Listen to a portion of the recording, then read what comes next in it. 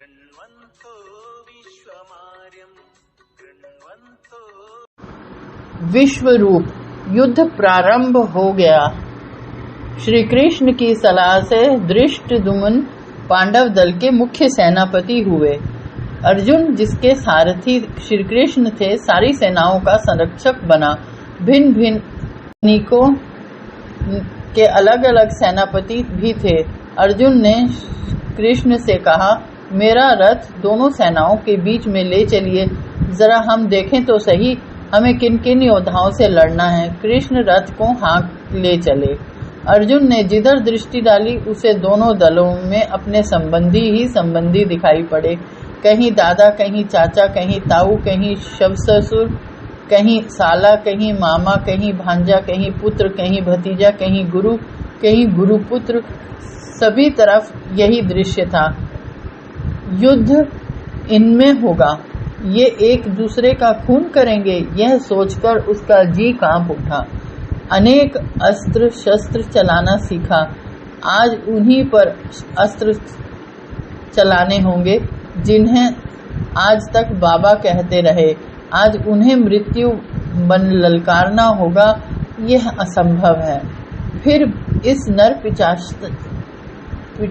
पिशाचता से लाभ क्या? यह न कि कुछ रोज राज्य करने को मिल जाएगा। गुरुजनों के लहू से लिथड़े ग्रास खाने से भूखों मरना अच्छा। इससे भिक्षा ही क्यों न मांग ले। फिर यह भी क्या निश्चय है कि विजय हमारी ही होगी। विजय किसी की भी हो, खून लाखों करोड़ों का बह जाएगा, लाखों घर बर्बाद हो जाएंगे, लाखों विधवाएं जीतों की जान को बैठी रोएंगी। बड़ों का पानी देवा भी कोई ना होगा। कुल स्त्रियां आचार भ्रष्ट हो जाएंगी। वंशों की मर्यादा जाती रहेगी। जाति में कुलटाएं, कुलच्छन, कुलछनी लोगों की भरमार होगी। युद्ध के ये परिणाम सिनेमा के दृश्यों की तरह अर्जुन के सम्मुख आन पड़े। आन में मूर्त होकर गुजर गए। अर्जुन को रोमांच हो आया।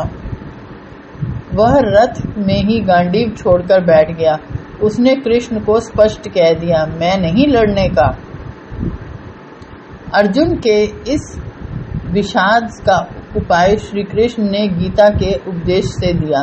गीता संसार की अमर साहित्यिक कृतियों में से एक है। उसकी व्याख्या एक अलग ग्रंथ चाहती है। हम उसकी व्याख्या अन्यत्र करने का विचार रखते भी हैं। यहाँ संक्षेप में उन दो चार बातों की ओर संकेत किया जाएगा जिनका युद्ध से विशेष संबंध है। श्री कृष्ण ने पहले तो अर्जुन को डांटा। उसने स्पष्ट कहा कि यह वृत्ति वीरों की नहीं, भीरुओं की है। तू अपनी समझ में ज्ञान की बात कर रहा है, वास्तव में यह ज्ञानी होने की विडंबना मात्र है। ज्ञान का मृत्यु के भय से क्या संबंध? मनुष्य दो चीजों का मेल है, एक आत्मा, दूसरा शरीर। शरीर है ही अनित्य। आत्मा को कोई मार नहीं सकता, न इसका आदि है न अंत है। आत्मा का तो न जन्म होता है न मृत्यु, फिर मौत किसकी होगी? अध्यात्मवाद की इतनी ऊंची उड़ान न ले। मानव जन्म को आत्मा का ही जन्म मानता हो तो जिसका जन्म हुआ है उसे मौत अवश्य आनी ही है, होनी अनहोनी नहीं हो सकती। फिर मौत का शोक किस लिए? ज्ञान के मार्ग में तो किसी भी दृष्टि से सोचो, शोक का कोई स्थान नहीं है। रहा कर्म का रास्ता, वह भी स्पष्ट है। तू क्षत्रिय है, क्षत्रिय का कर्म है धर्म युद्ध में प्राणों को लेना और प्राण देना। रणभूमि ही क्षत्रिय का स्वर्ग है, फिर इससे हटना काहे को?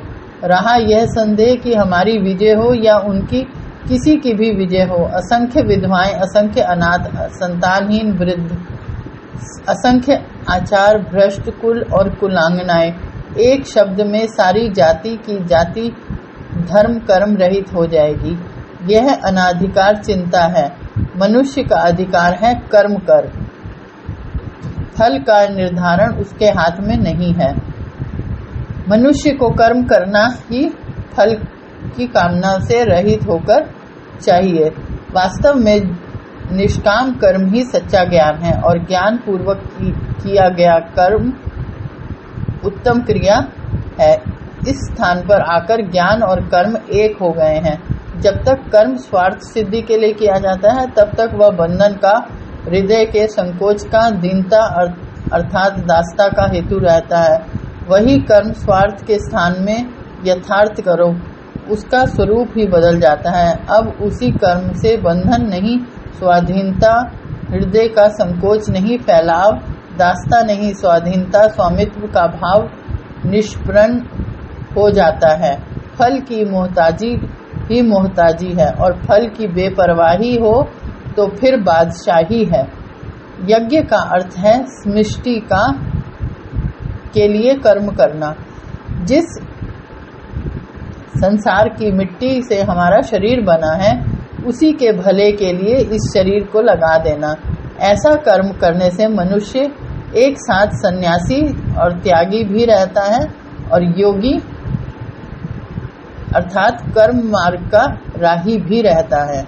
भीख मांगना ही सन्यास नहीं, तू क्षत्रिय है। तेरी शिक्षा दीक्षा खून देने और लेने के लिए हुई है। कहलाना राजा और तलवारों की झंकार सुनाई देने लगे तो गले में कफन डाल लेना, यह कौन सा धर्म है। इस उपदेश में जादू था, परंतु अर्जुन पर आत्मीयता, परकीयता का मोह सवार था। अपनों के विरुद्ध शस्त्र कैसे उठाऊं, यह चिंता जलाए डालती थी। उसने श्री कृष्ण की तर्क को सुना अनसुना कर दिया। श्री कृष्ण ने देखा यह यहाँ हथियार बेकार है। उस पर अपने व्यक्तित्व का प्रभाव डालना चाहा। महाभारतकार कहते हैं उन्होंने अर्जुन को दिव्य चक्षु दिया जिससे वह उनका विश्व रूप देख सके। अर्जुन ने देखा कृष्ण के मुंह एक नहीं अनेक मुंह हैं, एक बाहु नहीं अनेक बाहुएं हैं, अनेक नेत्र हैं। हजार सूर्यों की प्रभा एक कृष्ण में है। एक आग है